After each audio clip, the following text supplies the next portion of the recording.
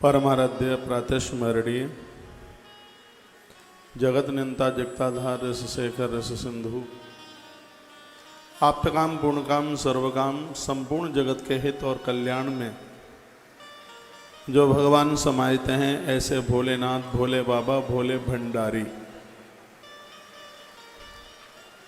ऐसे भगवान महादेव की कृपा से तेलंगाना की धरती भाग्यनगर हैदराबाद की भूमि पर गौवंश और कैंसर हॉस्पिटल के लिए पूर्ण रूप से समर्पित श्रावण मास में ये आयोजित माइक सही कर श्री शिव महापुराण की कथा,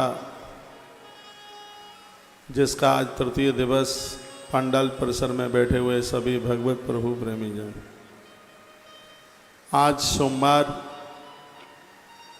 और ऐसे पावन समय पर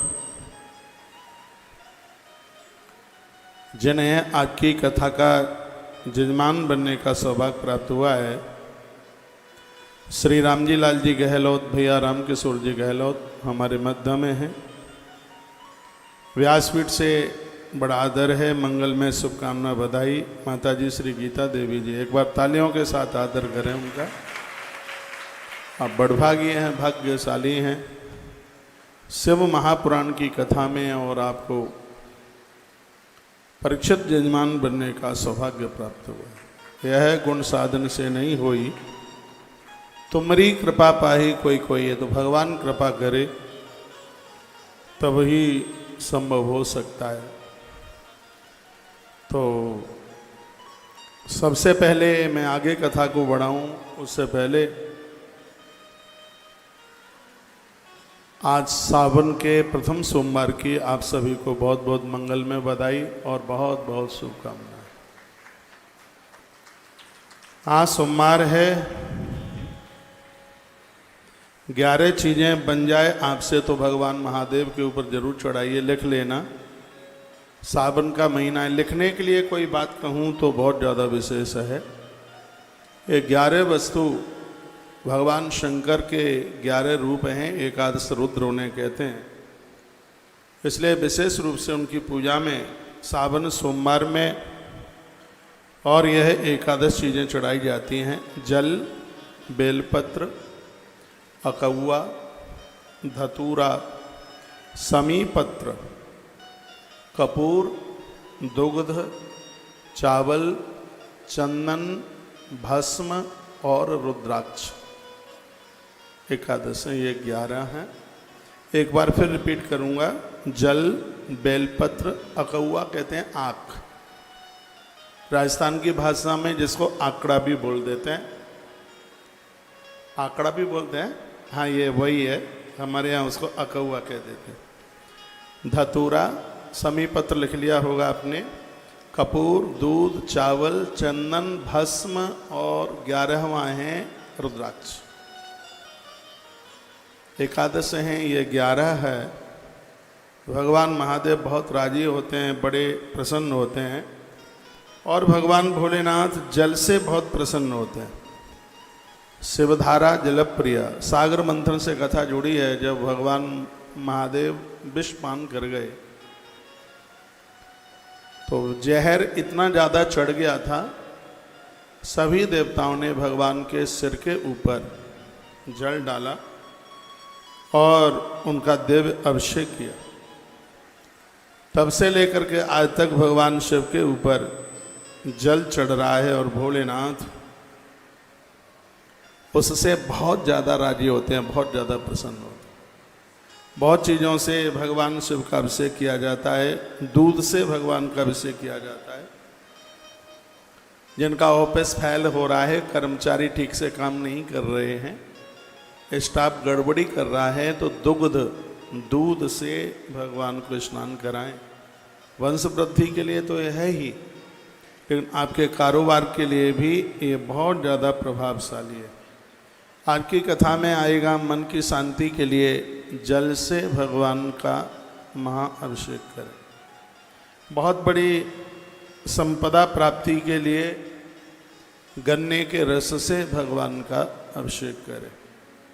बाजार में पैसा मारा गया है और कैसे भी आ नहीं रहा है, और घर में ऐसी कोई नारी है जिसके गर्भ में संतान समाप्त हो जाती है, वंश वृद्धि रुक पड़ी है, तो दूध में शुद्ध देसी घी मिला करके भगवान शिव का अभिषेक कीजिए, वंश वृद्धि बढ़ जाएगी। एक बार इस बात को फिर रिपीट करूंगा, ये बड़े आनंद की बात है और बड़ी अद्भुत बात है।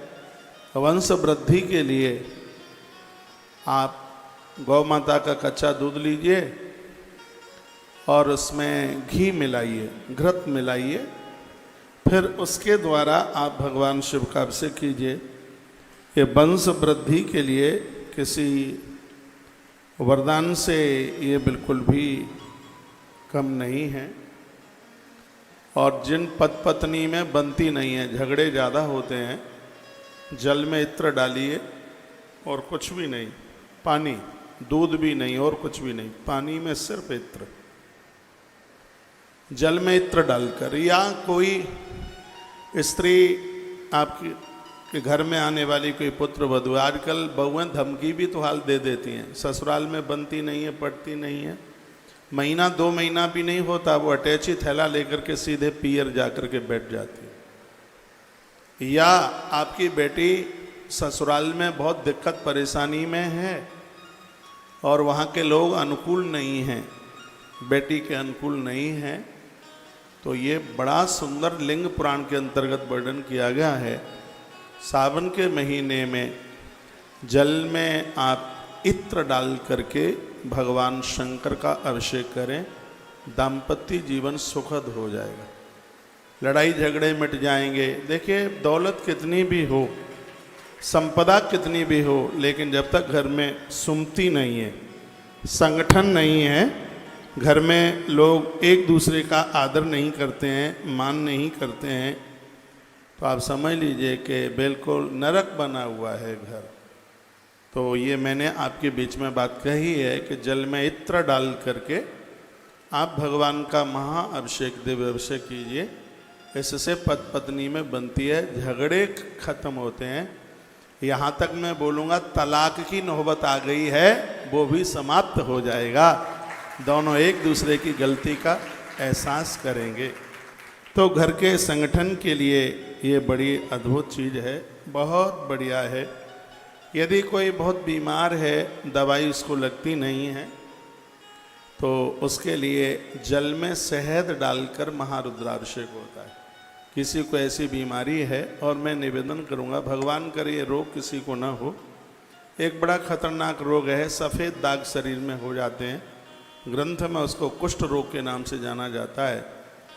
तो यह अभिषेक शनिवार के दिन जल में थोड़ा सा आप सरसों का तेल डालिए और थोड़ा सा शहद डालिए पानी में, फिर इसको मिला करके भगवान महादेव का अभिषेक कीजिए, स्वास्थ्य को लाभ प्राप्त हो जाएगा। ये तो रही पूजा की बात।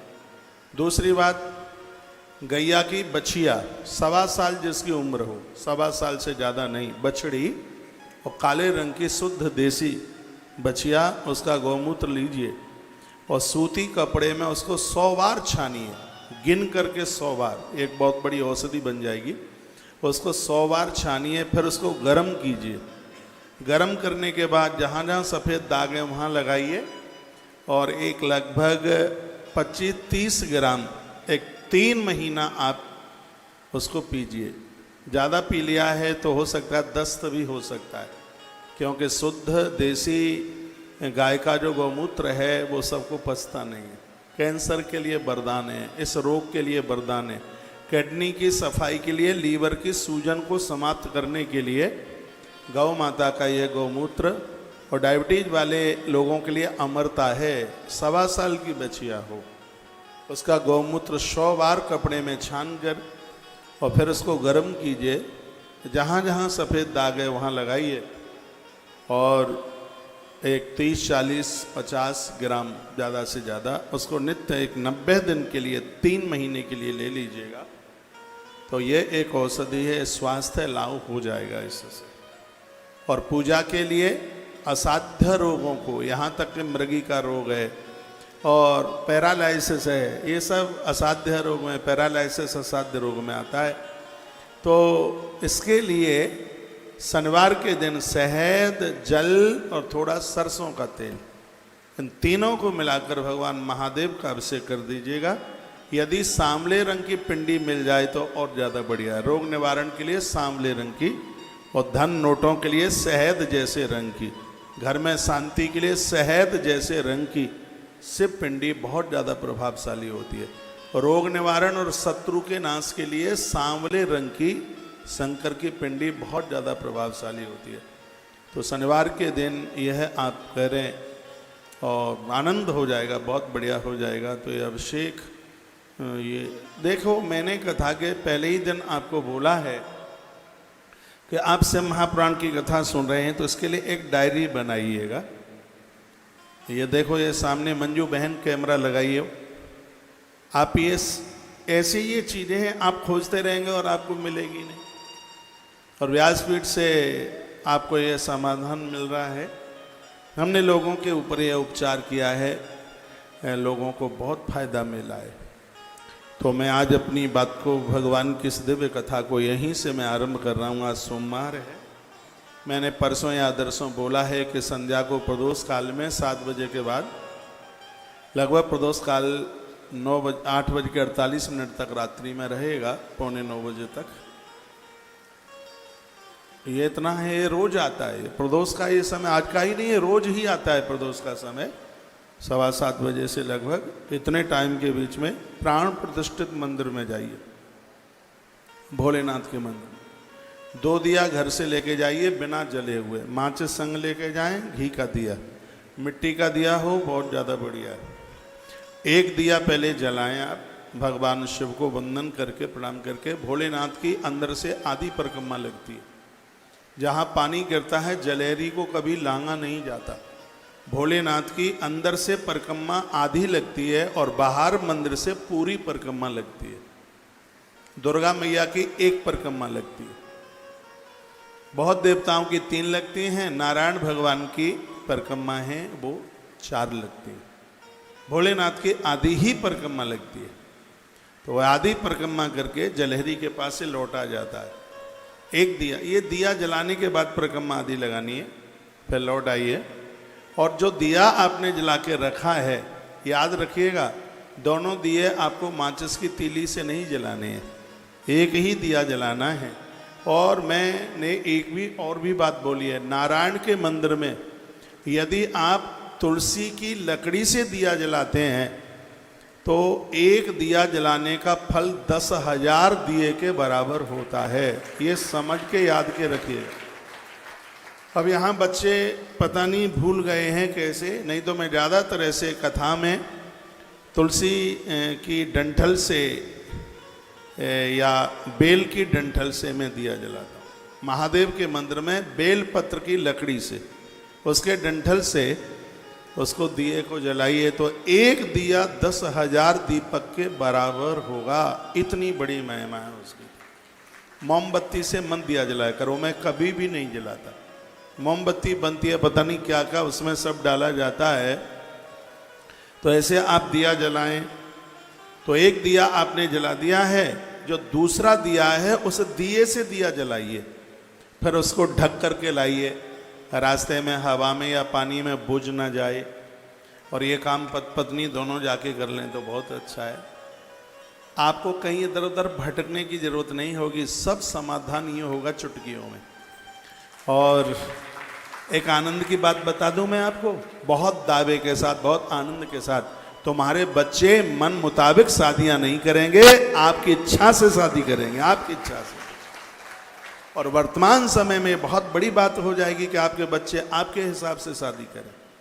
नहीं तो आज की स्थिति हम तुम राजी क्या करे काजी, ये स्थिति आएगी। तो ये जो मैंने एक दिए की बात आपको बताई है, इसमें मेरी बड़ी श्रद्धा है, बहुत ज़्यादा। सब नकारात्मक ऊर्जा को, नकारात्मक सोच को एक दिया खत्म कर देता है। और यह अपना जो आपका घर का प्रमुख द्वार है, आपके घर में जहाँ घुसते हैं उसके दाहिने भाग पर इसको आप जला करके रख दीजिए। थोड़ी सी देर तक उसकी रक्षा कर लें, कहीं कोई बिल्ली है वो उसको लुढ़का ना दे। आजकल लोगों के घर में चैंपियन पाला जाता है, सुल्तान कुतरा, कहीं बोई ना चाट जाए, बोई ना उसको बुझा दे, थोड़ी देर के लिए वो जलता रहे। एक 24 मिनट तक दिया जलता रहे, बहुत ज़्यादा पूरी रात ना जले, 24 मिनट तक ज्योतिष के अनुसार 24 मिनट तक वो दिया आपकी देहली पर जल जाए, आपके घर का तिमिर समाप्त हो जाएगा, घोर गरीबी का नाश हो जाएगा, घोर दरिद्रता का नाश हो जाएगा, और घर में जो ऊट पटांग जो वातावरण है, नकारात्मक सोच है, ये 8 सोमवार, सावन के 8 सोमवार है, 8वें सोमवार में कर लीजिए, आनंद हो जाएगा। आनंद। एक बार जयकारा लगाइए, बोल भक्त वत्सल भगवान की जय हो, श्री हनुमान जी महाराज की जय हो, आज के आनंद की जय हो, जय जय। श्री राधे। रामायण की एक चौपाई बोल करके, हाँ आप बताएं, क्या घर से नहीं जलाना है, वहीं जलाना है, क्या बोले? पहले मंदिर वाला जलाना है।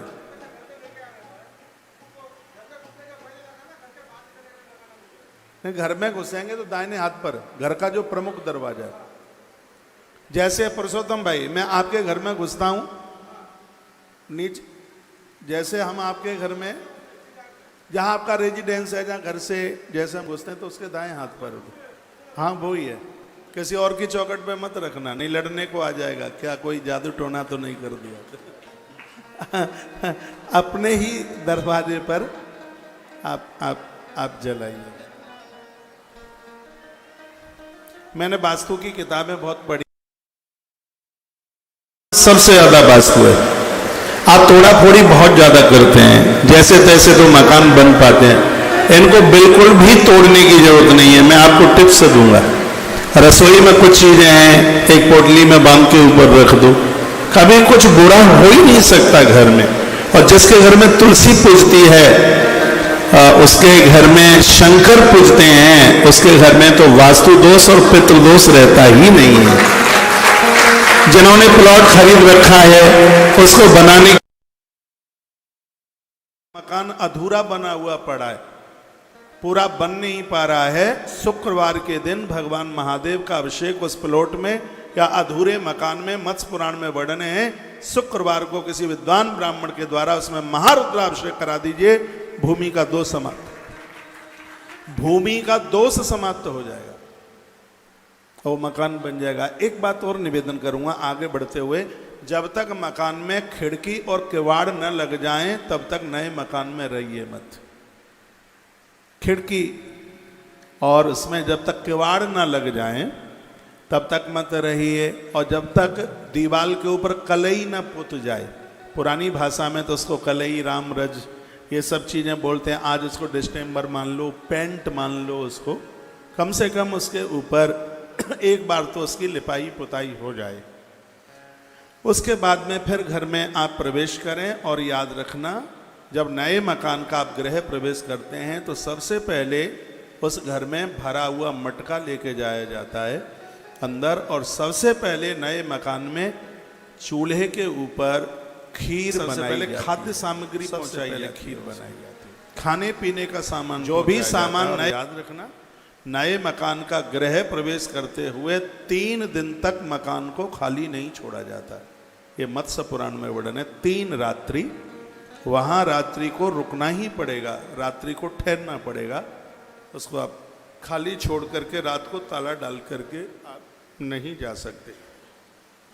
भले आप किसी और को रख दीजिए, देव के ऊपर चढ़ाते हैं तो अपने मुख से इस चौपाई को गुनगुनाते रहिए। आंसू तो से तुम अब डर दानी, आंसू तो से तुम अब डर दानी, आरती हरहु दीन जनदानी, आंसू तो से तुम अब डर दानी, आरती हरहु दीन जनदानी, आंसू तो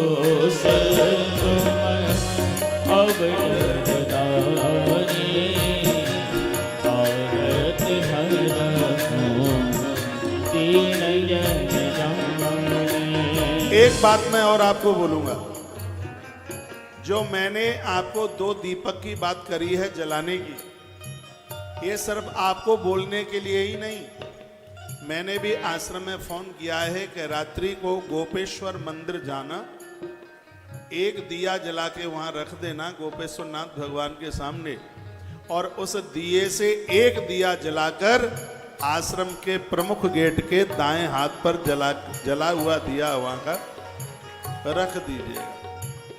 तो आश्रम में जितने भी लोग रहते हैं, काम धाम करने में इनका मन लगे, नकारात्मक सोच ना रहे, अच्छे विचार तो सबके लिए जरूरत है। जब जिस कार्य को मैं खुद करने के लिए जा रहा हूं तो आप भी कीजिए। मैं पुरुषोत्तम भैया को पूछ रहा था कि अगल बगल में कोई प्राण प्रतिष्ठित शिवालय मंदिर है क्या? वो मैं इसलिए पूछ रहा था कि कथा के बाद में हम भी महादेव के मंदिर तक जाकर एक दिया जला के वहां रख देंगे, और उसी दिए से एक जलता हुआ दिया हम लेके आ जाएंगे आपके घर तक। इसलिए पूछा था। ये बहुत अद्भुत, प्रभावशाली, बहुत ज्यादा ही वंडरफुल, बहुत ज्यादा ताकतवर एक बढ़िया जीवन जीने के लिए, लोगों की खुरापाती को समाप्त करने के लिए मृत्यु लोक का वरदान है शिव महापुराण। ने आप लाइव कट गया।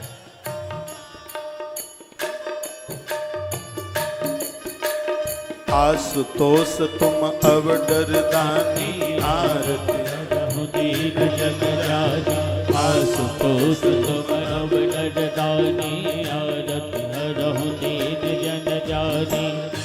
आशुतोष तुम अब डरदानी आरती हरहु दीन जन जानी।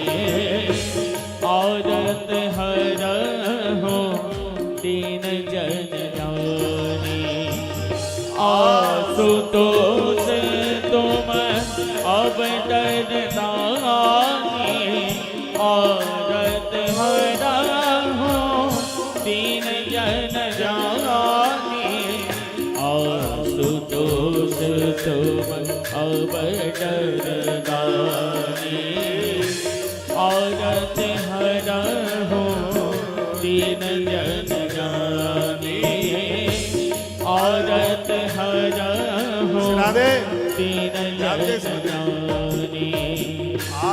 आशुतोष तुम अब डरदानी आरती हरहु दीन जन जानी।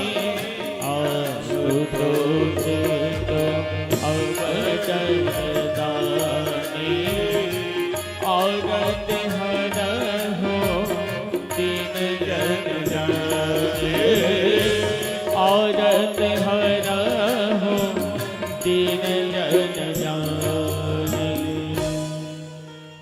बोली भक्त वत्सल भगवान की जय हो। लाओ एक बात कह करके और मैं आगे चलूं। घर में कोई वृद्ध है, कोई बूढ़ा है, प्राण भी निकल नहीं रहे हैं, कष्ट भोग रहे हैं, खड़े भी हो नहीं पा रहे हैं, दवाई भी लग नहीं रही है, शरीर ज़्यादा वृद्ध है, तो ऐसा वर्णन ग्रंथ में है कि उनके हाथ से आप गंगा जल महादेव को चढ़वा देते हैं तो उनको मोक्ष प्राप्त हो जाता है, उन्हें मुक्ति मिल जाती है, उन्हें कष्ट नहीं भोगना पड़ता।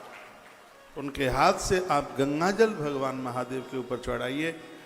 जो लोग अपने जीवन काल में महादेव के ऊपर, गंगाधर के ऊपर गंगा जल चढ़ाते रहेंगे तो मृत्यु के समय पर इतना भी कष्ट नहीं होगा प्राण छोड़ने में जितना कष्ट पाँव में कांटा लगता है। नहीं तो आदमी मरता है तब इतना कष्ट होता है, 20 करोड़ बिच्छू एक साथ डंक मारे उतना जब कष्ट होता है मृत्यु के समय पर जीवात्मा को इतना कष्ट होता है। लेकिन जिसने गंगाधर पर गंगा जल चढ़ाया है उसको मृत्यु के समय पर पाँव में कांटा लगे इतना भी कष्ट नहीं होता। घर में कोई ऐसे बुजुर्ग, इसलिए तो गंगाजल कावड़ चढ़ाई जाती है, महादेव के ऊपर गंगाजल लाया जाता है। और एक बात मैं और आपको निवेदन करूंगा, आपको अच्छा लगे तो स्वीकार करना, जब जब मंदिरों में आप जाते हैं तो गाड़ी से मन जाइए। जितना आप पैदल चलोगे तो उसकी महिमा बहुत ज़्यादा है, इसलिए तो कावड़ पैदल ही ला करके चढ़ाई जाती है, उसका महत्व तो तभी तो ज़्यादा है। रामदेवरा बाबा राजस्थान में लोग पैदल, मुझे आप बता रहे थे कि हैदराबाद से लोग पैदल जाते हैं, कहाँ कहाँ से लोग। तो मंदिर में आप जितना पैदल आप अश्वमेध सहस्त्राणी, अरे उसमें तो हजार हजार यज्ञ करने का फल प्राप्त हो जाता है। ग्रंथों में लिखा है कथा सुनने के लिए आप जितना आपको लंबा चलना पड़ता है उतना ही उस कथा का बहुत ज़्यादा महत्व है। मंदिर में आप जाते हैं, नहीं तो ज़्यादातर ऐसे तो ये होता है कि पिंटू जाता है आपको बाइक पर बैठा के और मम्मी को गेट पर छोड़ के आ जाता है और फिर चला जाता है लेने के लिए। यदि ज़्यादा दूर मंदिर नहीं है और 100-200 ही मीटर मंदिर आपके घर से है और आपको पैदल चलने में बिल्कुल कोई दिक्कत नहीं है, तो फिर आप पैदल ही जाइए। फिर वहाँ 4 पहिया का वाहन और तमाम चीज़ें नहीं, तो फिर वहाँ पैदल जाइए। और गंगा जल तो आप पैदल ही जा कर के चढ़ाओ भगवान महादेव के ऊपर। जो घर में बुजुर्ग है, चलने में असमर्थ हैं, उनके हाथ से गंगा जल स्पर्श करा दो और उनके निमित्त आप बन करके, उनके निमित्त आप जाके उनके ही नाम से वो गंगा जल चढ़ा दीजिए। और एक बात मैं आपको कहूँ, बेटा जो भी कुछ करता है बिना समर्पित किए भी उसका पुण्य उसके माई बाप को मिलता ही है, इसमें कोई संशय वाली बात नहीं। बेटा करता है वो मिलता है, पुरखों को मिलता है, पूर्वजों को मिलता है। इसलिए तो कहा जाता है कि अच्छी औलाद को जन्म देने के बाद मृत्यु के बाद भी पुण्य प्राप्त होते रहते हैं। कुछ चीजें ऐसी हैं मरने के बाद भी जिसके पुण्य मिलते हैं। कहीं आपने पेड़ लगा दिया, वृक्ष आप लगा के चले गए, उस पेड़ के नीचे जब जब कोई छाप लेगा, पशु पंछी उसके नीचे बैठेंगे, उसमें पंछी अपना घोंसला बनाएंगे, तो मरने के बाद भी उसका पुण्य हमें प्राप्त हो रहा होगा। आप रास्ते बना करके चले गए हैं, उसके ऊपर रोज लोग निकलेंगे, यात्रा उनकी होगी, उसका फल मृत्यु के बाद भी हम लोगों को प्राप्त होगा। आप प्याऊ बनवा के चले गए, आप धर्मशालाएं बना के चले गए, आप अनाथ के बच्चे को पढ़ा लिखा करके चले गए। क्या सुंदर मैंने पढ़ा है कि वो व्यक्ति बड़ा हो करके कुछ करेगा, उसको पगार मिलेगी, पैसा मिलेगा, पैसे के द्वारा रोटियां घर की चलेंगी, और जब जब घर के लोग उस भोजन को करने के लिए बैठेंगे तब तब उसका एक हिस्सा पुण्य का आपके खाते में जा रहा होगा। एक बात और मैं आपको निवेदन करूंगा जो मैंने गरुड़ पुराण में पढ़ी है, उसमें ये लिखा है कि आपने संस्कारी संभ्रांत बच्चों को जन्म दिया है। जब जब बच्चे तीर्थ यात्रा के लिए जा रहे होंगे, जब जब बच्चे मंदिर में जा रहे होंगे, और जब जब बच्चे वेद वेदांग पढ़ रहे होंगे, तब तब उसका पुण्य है उसके माता पिता के खाते में जा रहा होगा। इसलिए इन्हें संस्कारीय बनाइए, इन्हें धार्मिक बनाइए, इन्हें पारमार्थिक बनाइए। कल आप बड़ी अच्छी सी कथा सुन रहे थे जिसमें शिवलिंग के प्राकट्य की कथा थी, और वह कथा इस प्रकार से थी कि शंकर बीच बिचौले के लिए आए थे, ब्रह्मा और नारायण आपस में लड़ गए। झगड़ा इस बात का था कि मैं बड़ा हूं, मैं बड़ा हूं। अग्निस्तंभ के रूप में वो प्रकट हो गए थे। भगवान तो श्री भोलेनाथ बिल्कुल तपा तपाया लाल रंग था, और जहां पर यह स्तंभ प्रकट हुआ उसको आज अरुणाचल प्रदेश के नाम से जाना जाता है। वो शिवलिंग आज भी वहाँ पहाड़ों के बीच में, कभी समय मिले यहाँ की यात्रा अवश्यमेव कीजिएगा। दोनों देवता उस स्तंभ के और छोर का पता लगाने के लिए गए। नारायण को भूल समझ में आ गई, उन्होंने कहा भगवान आपका आरंभ ही नहीं है तो आपका समापन कहाँ से होगा। मैं आपको प्रार्थना करता हूँ, मैंने बहुत गलती करी है और मैं आपके छोर का पता लगाने को गया। तो भगवान शिव बोले वत्स प्रसन्नोस्मि हरे तस्त्वयि स्वतमक्षण सत्य वाक्यम। ये लिखने लायक बात है। भगवान शंकर कहते हैं कि जो सत्य बोलता है उसके ऊपर मैं भारी प्रसन्न होता हूँ। ये भोलेनाथ का शब्द है। श्री शिव महापुराण विद्येश्वर संहिता अध्याय नंबर 7 श्लोक नंबर 31, इसमें भगवान महादेव कहते हैं कि जो सत्य बोलता है उसके ऊपर मैं अति प्रसन्न होता हूँ, उसके जीवन में किसी भी प्रकार की कमी नहीं रहने देता। सगरे काम सत्य बोलने से हो रहे हैं तो भाई साहब झूठ बोलना क्या कोई जरूरी है क्या? लोग कहते हैं कि झूठ बोलने से काम होते हैं, कभी भी नहीं होते। झूठ रावण बोलता था। अधर्म और अन्याय का चुनाव रावण ने किया, सगे भाई विभीषण ने संग छोड़ दिया। सत्य के रास्ते का चुनाव प्रभु राम ने किया, बंदर और भालू भी प्रभु राम के सहयोगी हो गए। आप सत्य का अनुसरण करोगे, पूरी सृष्टि आपके संकल्पों में लग जाएगी पूरा करने, सब आपके सहयोगी हो जाएंगे। अन्याय, अपराध और असत्य का आचरण किया तो समझ लीजिएगा कि अपने खासम खास भी हमारा संग छोड़ के चले जाएंगे। असत्यम अपि सत्यम स्या दापत्या अनुशासन। जो झूठ बोलते हैं उनका स्वयं का भी अपने ऊपर कोई अनुशासन नहीं होता। धर्म न दूसरे सत्य समाना, धर्म न दूसरे सत्य समाना, आगम निगम पुराण बखाना। धर्म न दूसरे सत्य समाना, राधे। आगम निगम पुराण बखाना, धर्म न दूसरे सत्य समाना, आगम निगम पुराण बखाना। वेद पुराण कहते हैं कि सत्य के समान कोई दूसरा धर्म नहीं है, पालन कीजिएगा। सांच बराबर तप नहीं, झूठ बराबर पाप, जाके हृदय सांच है आके हृदय आंख। मैं भगवान की व्यासपीठ पर बैठा हूं और ये ग्रंथ मेरे सामने है और इसमें बिल्कुल झूठ नहीं है। अभी वृंदावन में कैंसर हॉस्पिटल की एक रजिस्ट्री हुई है। मुझे सामने वालों ने ये कहा उनकी बगल की कोई जमीन बिकी होगी। उन्होंने मुझे ये कहा था कि महाराज जी बस आप ये कह दीजिएगा कि ये जमीन हमने इतने में ली है और आपको 3,97,00,000 रुपए का मुनाफा हो जाएगा। मैंने कहा तुम मुझे इंद्र का पद दो तो भी मैं नहीं बोल सकता बिल्कुल, और महादेव की सौगंध मैं नहीं बोला बिल्कुल। मैंने कहा मेहनत ज्यादा करेंगे, हमें मुनाफा नहीं चाहिए कि हम अपने फायदे के लिए और दूसरे व्यक्ति का 5 करोड़ का नुकसान कर दें। मेरे थोड़े से झूठ बोलने पर सामने वाले का 5 करोड़ रुपए का नुकसान था।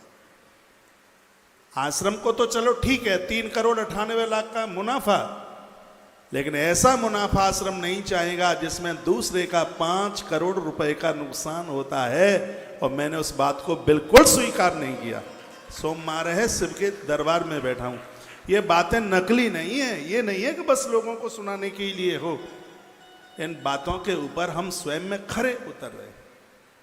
उस आदमी का मेरे पास फोन आया, मैं आगरा में कथा थी, उन्हीं दिनों की बात है। तो कहा महाराज जी ऐसी ऐसी बात है और ये लोग ऐसा कह रहे हैं कि कौशिक महाराज ने और वो इतने में ले ली है।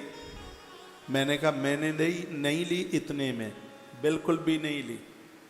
कहा महाराज जी हमारे तो 5 करोड़ रुपए का बहुत बड़ा नुकसान हो जाएगा। मैंने कहा तुम्हारा नुकसान थोड़ी होने देंगे, बस तुम उस पार्टी को ये कह दो कि कौशिक महाराज से तुम बुलवा दो, हम उसका और डबल दे देंगे, क्योंकि मैं बोलने वाला ही नहीं था बिल्कुल। और उस बेचारे को वो भी परहित परमार्थ का काम था और उनका 5 करोड़ रुपया जाने से बच गया। कैसे बच गया? हमने अपने सत्य का पालन किया, इसलिए बच गया।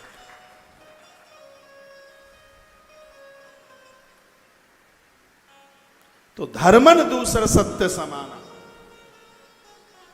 आगम ने। हाँ एक बात तो मैं कहने को बोली, वो तो भूल ही गया मैंने कहा उसका 5 करोड़ भी बचेगा और हमारा 3,98,00,000 भी बचेगा, यदि हम अपने सत्य के ऊपर डिगे हुए हैं। उनको गर्ज थी, उनको जरूरत थी, तो 4 करोड़ आश्रम का बचा, 5 करोड़ सामने वाले का बचा, 9 करोड़ रुपया बच गया सत्य का सारा। तालियां तो आप बजाना ही मत बिल्कुल भी। बहुत मोटी जगह थी, बहुत बड़ी रकम, कैंसर हॉस्पिटल की जमीन। तो सुन पा रहे होंगे तो मुस्कुरा रहे होंगे, मुझे भय किस बात का है, डर किस बात का है? हकीकत है तो वो तो हकीकत है। तो धर्म तो कोई, सत्य तो कोई बात है कोई, और बिना मतलब के कोई मतलब ही नहीं है। ये ग्रंथ में जो ये बातें कही हैं, देखो ये शिव का, मुझे ये सूत्र इतना अच्छा लग रहा है, इतना बढ़िया लग रहा है चटनी बना करके इसको चाट जाऊं, शरबत बना करके पी जाऊं। क्या कहा है कि प्रश्नोस्मि हरे आवत सत्यमन सत्यवा, कि हम भगवान कहते हैं जो सत्य बोलते हैं, भगवान भोलेनाथ कहते हैं उनसे मैं अति प्रसन्न रहता हूं, उनसे मैं बहुत खुश रहता हूं। और भोलेनाथ ने कहा नारायण तुम सत्य बोले हो, तुम सत्य बोले हो, इसलिए हमारा आशीर्वाद है तुम्हारे लिए, हमारा वरदान है तुम्हारे लिए, धरती पर तुम्हारे विविध अवतार हो। जब तुम्हारी पूजा करेगा उसके ऊपर महादेव प्रसन्न होगा, जो तुम्हारी पूजा करेगा महादेव उसकी मौत को नहीं बिगड़ने देगा। ये भगवान शंकर के शब्द हैं, वो नारायण की बात बोल। यहाँ कृष्ण के पुजारी बहुत बैठे, उनमें से एक मैं भी हूँ भगवान की कृपा से। गोपाल जी बैठते हैं कथा सुनते हैं, हनुमान जी इधर बैठे हैं। हम लोग वृंदावन में रहते हैं, कृष्ण के पुजारी हैं, उनके बिना तो हम श्वास भी नहीं ले सकते। लेकिन भगवान शिव को जब वंदन प्रणाम करते हैं तो उनको यही कहते हैं, प्रभु जिस देवता को हमने इष्ट बनाया है उसके चरणों में अपार भक्ति दे दीजिएगा, क्योंकि तुम्हारे बिना भक्ति नहीं मिल सकती। जेहि पर कृपा न करहि पुरारी, सो न पाव मुनि भगते हमारी। स्वयं नारायण ने बात कही। आप कितने भी देवी देवताओं की पूजा करते हैं, आग्रह पूर्वक मेरा निवेदन होगा कि आपके मंदिर में शिव का होना जरूर, भगवान शंकर का होना जरूर। शिव को बैठाइए। मैंने 5-7 चीजें बताई हैं आपको अभिषेक में, ये बनावटी बातें नहीं हैं, इन चीजों से आप महारुद्राभिषेक कर देते हैं तो इस कार्य क्षेत्र में बिल्कुल सफलता मिल ही जाती है, इसमें संशय वाली बात है। ब्रह्मा जी को कहा कि तुम पता लगा के आए, तो स्वामिन प्रसीदाद महाविभूते मन्ये वरम वरदमे सरसा प्रमोक्षम, आप हमें वरदान दे दीजिए, हम तुम्हारे स्तंभ के ओर छोर का पता लगा के आ गए। शंकर को क्रोध आ गया, उसी समय उनमें से भैरवनाथ प्रकट हो गए और भैरव बाबा ने ब्रह्मा का मस्तक छेदन कर दिया। मेरे सामने मोबाइल रखा है, इसमें मैं आपकी फोटो देख लेता हूँ, बड़ी सुंदर सुंदर फोटो लग रही है। पहनावा तो राजस्थान का गजब का ही है?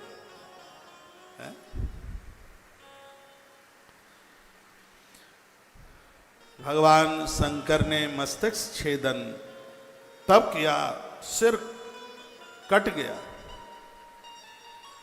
फड़कती हुई तलवार भैरव के हाथ में थी, उन्होंने मस्तक का छेदन कर दिया, हाहाकार मच गया। इधर केतकी नाम का फूल, उसने भी झूठ बोल दिया और कह दिया कि ये मुझे लेके आए। भगवान महादेव इतने कुपित हो गए कि इसको श्राप दे दिया कि किसी भी देवता की पूजा में तुझे लिया नहीं जाएगा। इत्र बहुत बाजार में आते हैं, केवड़े का इत्र मत लेना, केवड़े का फूल किसी भी देवता की पूजा में ये चढ़ता नहीं है। शिव ने इसको अभिषिक्त कर दिया। अपनी भाषा में उसको केवड़ा कहते हैं, साहित्यिक भाषा में उसका नाम है केतकी। महादेव का श्राप लग गया इसको, भोलेनाथ ने इसे श्राप दे दिया। भगवान नारायण प्रार्थना करने लगे। भगवान नारायण ने कहा, प्रभु आप तो ये इसी जगह पर शिव का नाम आशुतोष हुआ है। इतने कुपित थे नारायण को प्रार्थना करने पर हाल ही प्रसन्न हो गए। देवताओं में सबसे जल्दी राजी हो जाने वाला यदि कोई देव है तो वो भोला भंडारी है। ना तो कोई गणेश भोला कहता, ना कोई कृष्ण भोला कहता, ना कोई राम भोला कहता, लेकिन सब कहते हैं शंकर